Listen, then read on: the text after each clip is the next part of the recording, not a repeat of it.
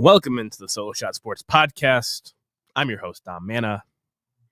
And for at least myself and all you fellow Red Sox fans out there, a not so happy Solo Shot Saturday, as the division series is now set. Games will kick off just a couple hours from now. But we had a historic wild card week in the history of this modern era of the 3-game wild card series. Only 4 series had gone to a third game. Usually the team that won the first game had won the second game and swept. Well, 3 of the 4 matchups went to a game 3, a winner-take-all match, which is good for the game of baseball. There needs to be more of that. The best words in sports are game 7. These were essentially game 7s. It was for all the marbles, which is fun as a neutral baseball fan, but as someone like me who predicted these series, I wasn't feeling so good about there being a third game and it all hinging on one result. And I have to start with my Boston Red Sox. I talked about in the 3-game set how important the first game was historically, how important it was to have Garrett Crochet on this Red Sox team, and he delivered, man. He got you 23 outs. 1-run baseball, gave up a home run to Anthony Volpe. Kudos to him for getting the bat around on that high fastball. And the Red Sox ended up rallying after Max Fried was taken out of the game, winning the game. Crochet and Chapman, all lefties, kept the Yankees lefties on the bench.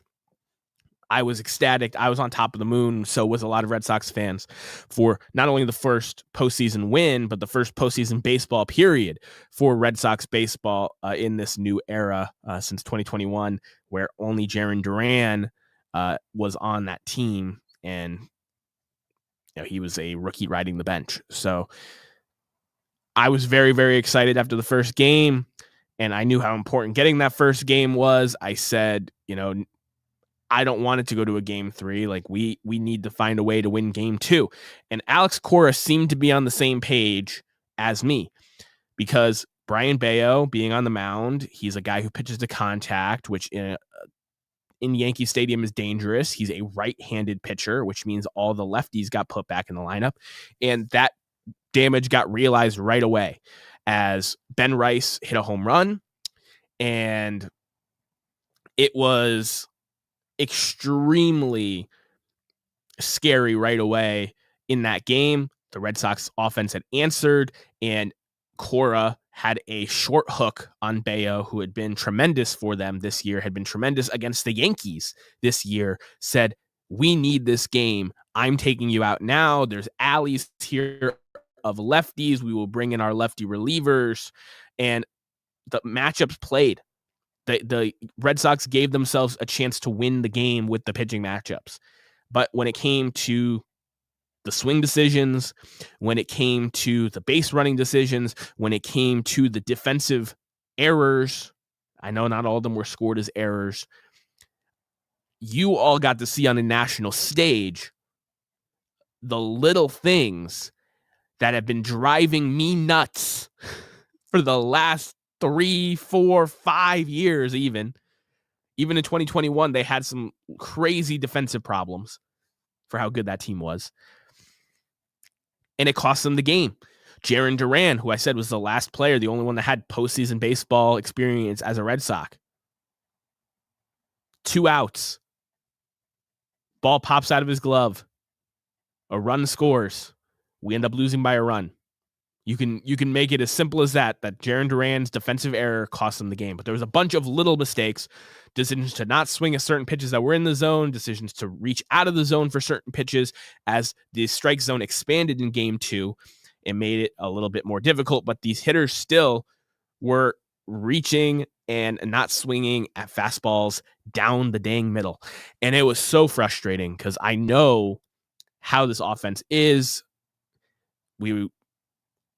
Tristan Casas was supposed to be a big part of the middle of this lineup. Rafael Devers was supposed to be a big part of this middle of this lineup. Roman Anthony was a big part of the middle of this lineup. All three of them not Red Sox on the active roster for this wildcard series due to injuries and a trade. And you really saw that this Red Sox offense did not scare the Yankees one bit. Even though the bullpen imploded in game one, like they were right there. In game two, they kept them in the game. The Red Sox left so many runners on base, so many runners in scoring position throughout this series. And the little things matter, folks. It's what the Yankees got embarrassed with on national television last year during the World Series, not being able to do the little things right. Then game three, we're both pitching rookies. The strike zone expands a little bit, which is favorable to both the rookies, except one rookie is getting a historic amount of strikeouts for a debut start in Cam Schlittler. And the other one in Connolly Early has defenders not making plays on the balls in play. Ceddanne Rafaela misplayed a ball, which is rare. I think it was because Wilyer Abreu and Romy Gonzalez were charging and he didn't want to have a collision. So he took a weird route to the ball, realized neither one of them was going to get it, and then went for it last minute. Didn't end up making the play. Nathaniel Lowe was a tough hop, but if you can't make that play, then you need to cover first base and hope that the second baseman can make that play or that the right fielder can get the ball in quick. Instead, it goes off his glove.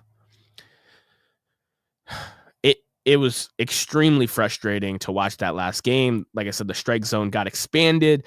So Cam Schlittler, who was throwing balls in the strike zone that the Red Sox weren't swinging at, but was also getting called strikes outside the zone, which caused the Red Sox to swing multiple times at high strikes that they did not need to. And it just looked extremely uncompetitive. I'm still embarrassed and disheartened to this point. The Red Sox, I think they showed everybody what the fans that follow this team religiously and hurt themselves doing so, like myself, see on a regular basis. And it's that this team needed a front-end starter so badly. Without Garrett Crochet, we might not have even made the playoffs, like the Mets and the Orioles, the two other teams that were in play for him.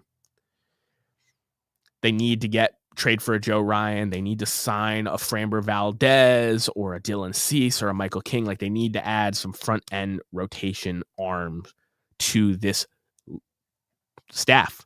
You can't have Lucas Giolito's arm barking and inexperienced guys like Early or Tolley pitching big games for you as the plan of attack. The other thing, the defense. This outfield defense was supposed to be superb. Wilyer Abreu won a Gold Glove last year. Ceddanne Rafaela was playing Platinum Glove defense in center field. And last year, Jarren Duran was one of the best defensive center fielders in baseball. Can't read the ball off the bat in left field, whether he's at Fenway or on the road. Real ugly. The infield. Alex Bregman, Trevor Story were both supposed to be, Gold Glove plus defenders. They were very average this year. The right side of the infield, don't even get me started. Nick Sogard was your best defender down the stretch. You don't play him in game 3 because Romy Gonzalez is the veteran leader on the team. Nick Sogard's just a young kid. Didn't matter. Marcelo Meyer's going to help with the infield defense next year, but they need to bring in a legitimate first baseman that can field the ball. Ideally hits left-handed, and we will see what happens with the Red Sox this offseason. They need a backup catcher that can hit. Connor Wong, 0 home runs this year, and he played almost a full season. Embarrassing thing. The Red Sox bullpen was the one bright spot, and while they shined in game 2, the same urgency that was experienced by Bayo early in the game was not there for Garrett Whitlock. When Garrett Whitlock got in trouble, they should have had Chapman or Slayton or someone else ready to go, Weissert, ready to go in that situation, because they've stretched him further than they have all year in that game. And I'm just embarrassed as a Red Sox fan at the result. The Yankees gave you so many chances to win game 2, and then you were so uncompetitive in game 3. It was, I would argue it was worse than missing the playoffs. I would have rather them miss the playoffs, because now they can say, oh, this team went to the playoffs. We didn't have some of our guys. If we are healthy next year, we don't need to make any big additions. We don't need to spend any real money. We can be right back there in the wild card race. With the new playoff picture, you don't have to spend crazy money to make the playoffs. But if you want to win a dang championship, which should be the standard in Boston, they need to add some real pieces. Fix the defense, add a front-end starter, get a first baseman.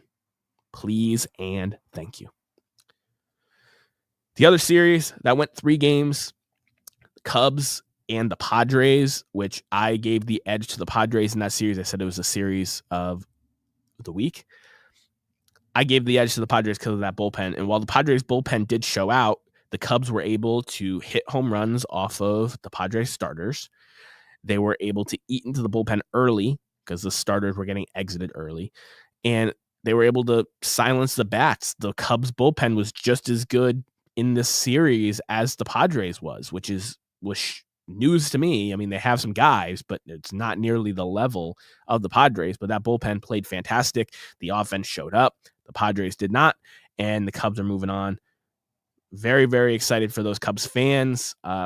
They were shown out at Wrigley, 4-day games, and they were the better team in that series. And finally, the Guardians, the Tigers. It was a pick that I actually got a little bit of flack for because of how the end of the regular season had went, how the Guardians had owned the Tigers, how they had gotten in their heads. But the Tigers, much like the Red Sox, I think in a 3-game series, having a Crochet who shoves, having a Tarek Skubal who shoves, career high 14 strikeouts in the first game. That really matters. That helps you get that first game, and then you're really in the driver's seat the rest of the series, or you should be. Game 2 was all Guardians. Game 3 was very back and forth, and then the Tigers had finally a blow-up offensive inning, which they haven't had in months, it feels like. And they did this without Riley Green. And I think that was extremely, extremely impressive. The Tigers are a legitimate threat in the American League still, in my opinion. And I think they were just the better team to advance. The Guardians offense, I love Jose Ramirez. Chase DeLauder made his major league debut, got a hit, got on base. He's going to be a big piece of their future. But this Guardians offense was so sad to watch all year. And while their starting pitchers were good and their bullpen was great, they weren't as much of a threat as they were last year in the postseason. And, of course, the Dodgers, that was the one series I predicted to go to 3 games. They destroyed the Reds, made it look like the Reds did not deserve to be in the playoffs at all. Completely outclassed. Shohei Ohtani home runs, Teoscar Hernandez home runs, Kike Hernandez, Tommy Edman, like the list goes on and on. Like they just get production out of everybody. And they are still one of the classes of the NL. So that makes our matchups here. And in the American League, the Tigers are going up to Seattle, play a best of 5 against the Mariners. George Kirby and Luis Castillo were named the game 1 and 2 starters. The Mariners, it feels like if they're going to make a World Series run, this is the year. They have the perfect ensemble of dangerous hitters, quality pitchers, back end of the bullpen's locked up. I don't think the Tigers are going to make this easy. Like I said, I do think they are a real threat in this series, but because of how things went, I think you're only going to see Skubal once. And for that reason, I'm going Mariners in 5. I think the Tigers can get the Skubal start. I think they can get one of the other games, but they will not be able to win 3 against this Mariners team. I think both of these cavernous ballparks will bring down the offensive production a little bit, but nonetheless will be very, very good baseball as the Mariners look to advance their first ALCS in a long time.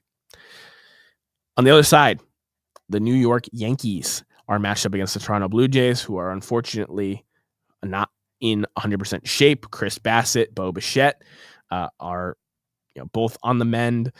So it will be interesting to see how the Yankees do.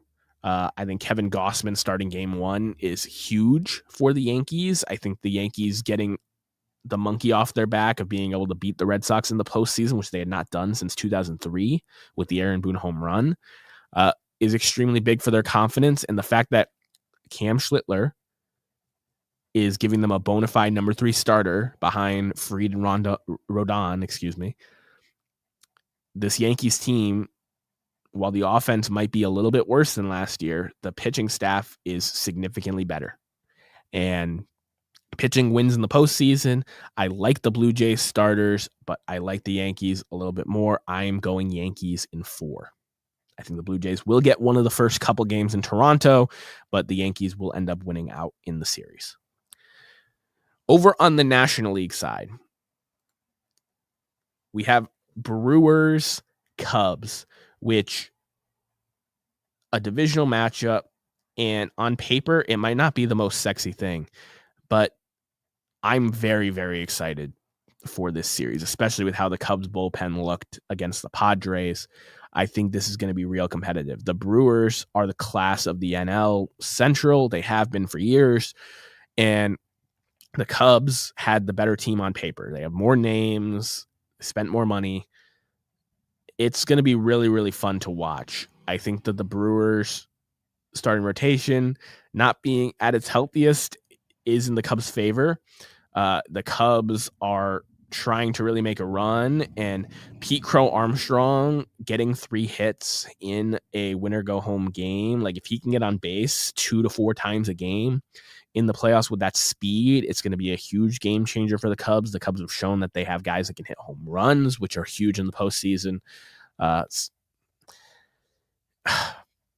This is tough because I'm a big fan of the Brewers.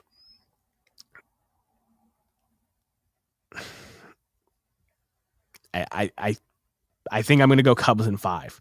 This is going to be a real fight on both sides. If this was the NLCS, I think there would be plenty of neutral baseball fans that were very, very happy and excited to watch this series. But we get this in the DS. And talking about a series that would be an ideal CS, the Phillies are matched up against the Dodgers. Wow. I get to really put my money where my mouth is here. I said the Phillies are still the World Series team. And to be the champs, you have to beat the champs. They're getting this opportunity against the Dodgers. Shohei Ohtani is making his first playoff start tonight. Huge moment in baseball history to see how he performs as a pitcher on the biggest stage. We know how he can perform as a hitter. In the Red Series, he was hitting home runs and getting on base at a crazy clip. I expect him to struggle a little bit more against his Phillies pitching staff, especially with the left-handers, but he's still Shohei Ohtani. He's still ridiculous. He will still get his. You have 3 Hall of Famers at the top of the lineup with Betts and Freeman. The Dodgers are not going to go out easy. I also have this series going 5 games.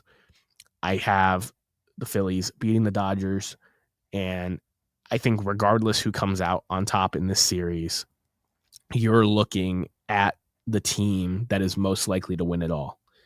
This, in a lot of ways, is the World Series for baseball because these 2 teams are the best of the best. And this. If I could recommend you watching any games, this would be the series to watch.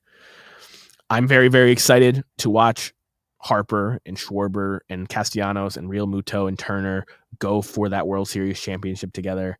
On this last ride, I believe in their pitching staff. I believe in Duran and the back end of that bullpen being shored up. And that's where the Dodgers, their bullpen is their weakness. I think that'll be the difference in the series. I know I said that with the Padres and the Cubs and the flip script, but Roki Sasaki looked good in a bullpen role. Maybe he's the way the Dodgers bullpen comes back and survives and goes on to another World Series run. But nonetheless, you get to watch Shohei Ohtani pitch. You get to watch all these stars and future Hall of Famers hit. It is going to be can't miss baseball, and I'm extremely excited for it. Here at the Solo Shot Sports Podcast, we throw back down the third base line to this day in baseball history. And October 4th had a litany of things to choose from. Reggie Jackson's last at bat on this date in 1987. There was also the final starts of the careers of Mordecai Three Finger Brown and Christy Mathewson as they actually matched up on this date in 1916 for the last start of their respective Hall of Fame careers. That was a huge thing. There was a ton of regular season and postseason moments, but a all-time great with a very overlooked achievement happened on this date in 2001 as Rickey Henderson hit a home run against the Los Angeles Dodgers as a member of the San Diego Padres. For you Immaculate Grid folks, that's a good one to use Rickey Henderson for. Hit a home run and passed Ty Cobb as the all-time leader in runs scored. Now, I know runs scored is never talked about in MVP and Hall of Fame consideration, really, because runs are a little finicky, much like RBIs are. It matters how good the team is around you, where you're hitting in the batting order, and there's a little bit of luck involved, because even if you're in a prime position to get an RBI or get a run scored, people are going to fail 8 or 7 or 8 times out of 10 in those situations. So Rickey Henderson scored his 2,246 run on this date in 2001, went on to finish with 2,295 career runs scored. And if that sounds like a lot, it's because it is. Now, to me, when I'm looking at a future Hall of Famer and I look at runs scored, I like the nice round number of 1,000. If you can score at least 1,000 runs throughout your career, it means you were getting on base at a decent clip. And no matter how good or bad your teams were, you were a good base runner, making decent decisions on the base pads, helping your team win games by scoring runs. Now, some of those you drive in yourself with the home run. So that helps increase your run scored total quite a bit if you're in the 300, 400, 500, 600, 700 home run club. But I think that runs scored are one of the most overlooked stats in the game, because the whole, I guess, core of Moneyball, of analytics, is that you need to score more runs than the other team. And you score runs by getting on base, and how much value there is in that, in good base running, in getting on base, in those good decisions, in those opportunities. And if you look at the career leaders for runs scored, Rickey Henderson is one of 8 players in history with 2,000 runs scored. And we talk about the home run and how having a lot of home runs helps you with that number. Barry Bonds is 3rd all time. Hank Aaron is 4th all time, tied with Babe Ruth, same amount of runs scored. Willie Mays is 7th all time, and Alex Rodriguez is 8th all time. I just named a bunch of people that have 600 plus home runs. He passed Ty Cobb, who does not have 600 home runs. But Ty Cobb also has nearly 1,000, over 1,000 more hits than Rickey Henderson. So he was getting on base at a really good clip in terms of hitting the baseball. The other guy, Pete Rose, who passed Ty Cobb in hits. So for Rickey Henderson to have significantly less hits than Cobb and Rose, for him to have significantly less home runs than Bonds, Aaron, Ruth, Mays, and A-Rod, and him to be the all-time leader in runs scored,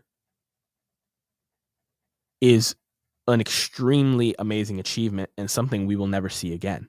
I'm not saying no one could get to 2,000 runs scored, even though that is a really, really steep hill to climb. But to get 22.95, it's never going to happen. Players just don't play long enough. They don't steal bases at the clip that Ricky Henderson does to put him in scoring position. They don't have all of those tools that Ricky Henderson had that made him one of the greatest to play this game. And I think it's a truly overlooked, sneaky all-time stat that was accomplished on this date in 2001.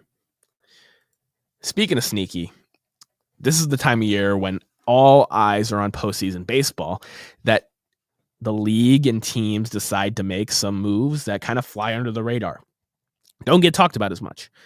Well, Major League Baseball announced that next year they will be implementing the ABS system, which we saw in the Major League Baseball All-Star game in Atlanta, where they get to challenge balls and strikes. Both hitters, catchers, and pitchers can do so. I'm interested to see what teams allow what players to make those calls, and the percentages of overturned calls with the ABS system. Is it going to make the game more accurate, or is it going to just blur the lines and waste more time in a game that's trying to speed itself up? Now, in the All-Star game, to their credit, the challenges went through really quick. It felt brisk, and everyone's looking at the scoreboard, and it helped people a little bit more engaged. And all the players in the All-Star game got the call reversed when they challenged it. So these players are the best of the best. They will be able to take away some of the human error with this, and is being officially implemented for the 2026 Major League Baseball season. A couple other moves. There are a bunch of openings now for managerial spots. One has already been lifted up as Bruce Bochy and the Rangers agreed to part ways. Former manager of the year, Marlins manager and Cardinals star Skip Schumacher is going to be managing the Texas Rangers next year. There are also some other openings that have happened around the league, as we are still waiting to see who ends up getting jobs. Brian Snitker has moved into a front office role with the Braves, so the Braves have an opening. There are some interims that have not been officially given the full-time leash. So I'm very, very interested to see these managerial decisions. There have been some coaches that were fired. The Mets cleared house. They fired a bunch of their coaches. I'm expecting some other teams, the Red Sox, Kyle Hudson, to fire some of their coaches.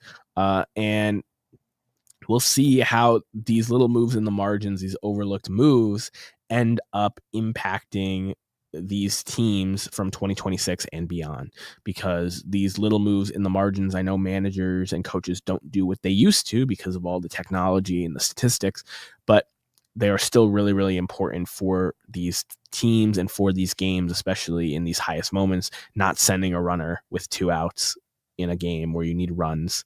All those different things can happen, and it can cost people jobs. So I'm very, very excited to continue to highlight some storylines like that as the offseason nears and as postseason baseball happens, because there will be more firings and hirings and little moves that happen with these teams and with the league as the postseason goes on, because it's the perfect time to do these things under the radar without as much scrutiny and media attention. So I will continue to be here at the end of the divisional series to recap what happened, give you my predictions for the championship series, and continue to be here for you for some Major League Baseball content. I appreciate you spending part of your Saturday with me before the games start, or after these series have started. You can listen to my takes and fill some of the air while you're waiting for games to start. If you liked the video, make sure that you subscribe on YouTube, leave me a review on Apple Podcasts or Spotify if you're an audio only listener, and I will see you guys at the end of the DS. Go Nintendo.